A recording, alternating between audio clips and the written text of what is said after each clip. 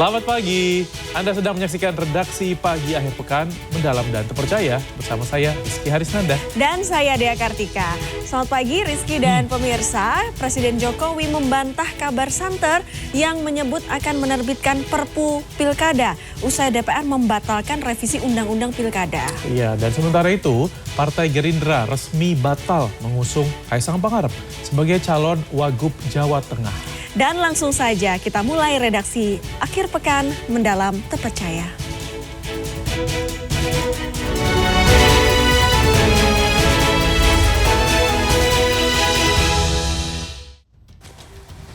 Setelah Kamis lalu, aksi unjuk rasa mahasiswa menolak revisi Undang-Undang Pilkada di ibu kota dan sejumlah daerah ricuh pada Jumat unjuk rasa mahasiswa menuntut hal yang sama kembali berlangsung ricuh. Ya, seperti yang terjadi diantaranya di kota Surabaya dan juga di Blitar, Jawa Timur, juga di kota Tarakan, Kalimantan Utara.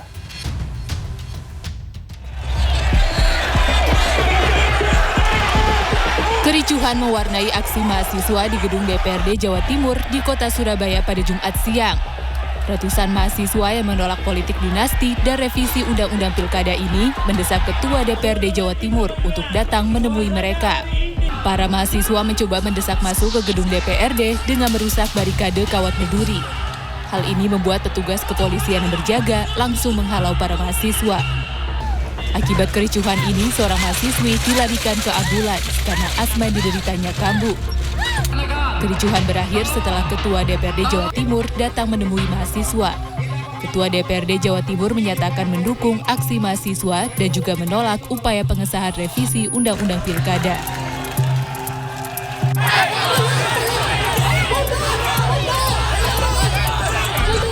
Kericuhan pecah saat ratusan mahasiswa menggelar unjuk rasa di depan kantor DPRD Kota Blitar, Jawa Timur. Masa pengunjuk rasa dan polisi saling dorong saat anggota dewan yang baru saja dilantik tak kunjung keluar menemui massa. Mahasiswa juga membakar keranda dan ban bekas di tengah jalan sebagai bentuk kekecewaan terhadap DPR RI yang dinilai berniat menganulir putusan Mahkamah Konstitusi.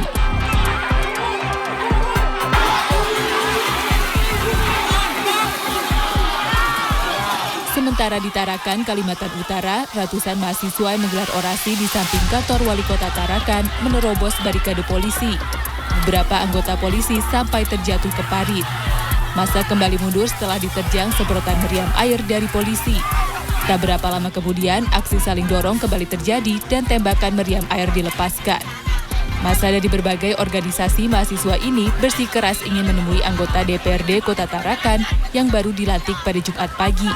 Mereka menuntut anggota DPRD menyatakan sikap menolak revisi Undang-Undang Pilkada dan mematuhi putusan Mahkamah Konstitusi, serta mendesak KPU mengeluarkan PKPU sesuai keputusan MK.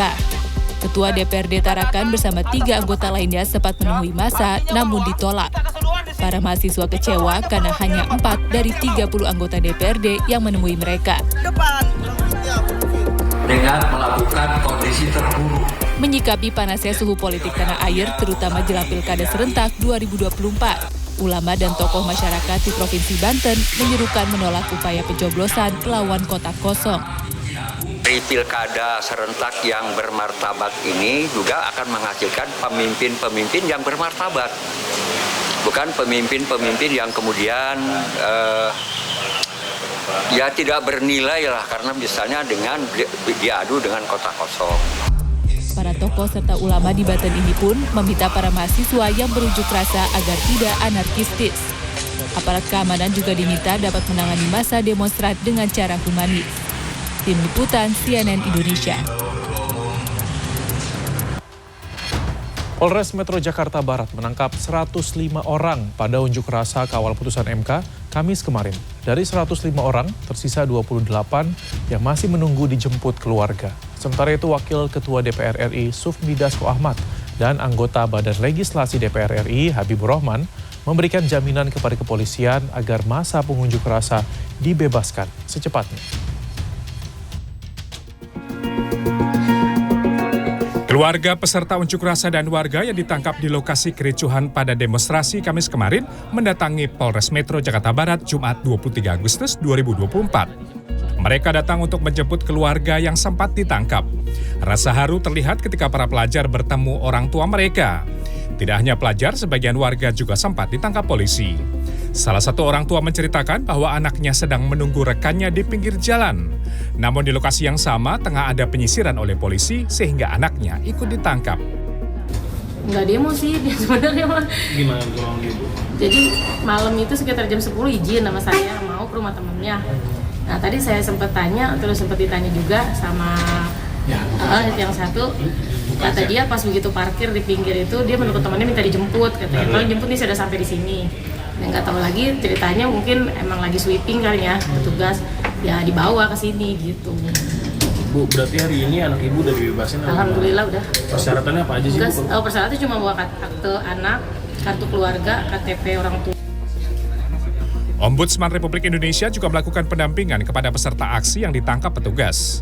Di Polres Metro Jakarta Barat ada 105 orang yang ditangkap, namun sebagian telah dipulangkan. Saat ini tersisa 28 orang yang masih menunggu dijemput keluarga. Meski demikian, hari ini dipastikan 28 orang ini bisa dipulangkan. Perwakilan Ombudsman menepis kabar postingan di media sosial yang mengabarkan adanya pungutan sebesar 3 juta rupiah terhadap peserta aksi yang ingin dipulangkan.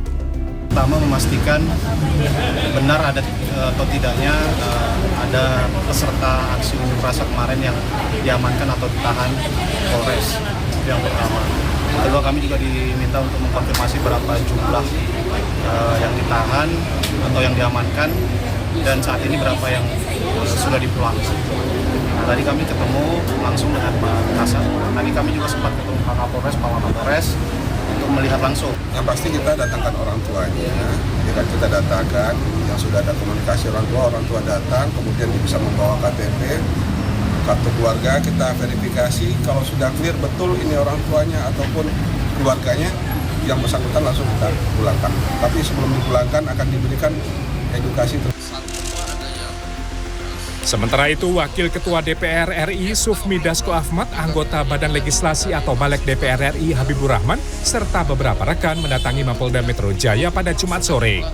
Mereka datang ke Mapolda untuk melihat keadaan para pengunjuk rasa yang ditangkap polisi kemarin. Selain itu, ia juga menandatangani surat jaminan agar Polda Metro Jaya membebaskan seluruh pengunjuk rasa.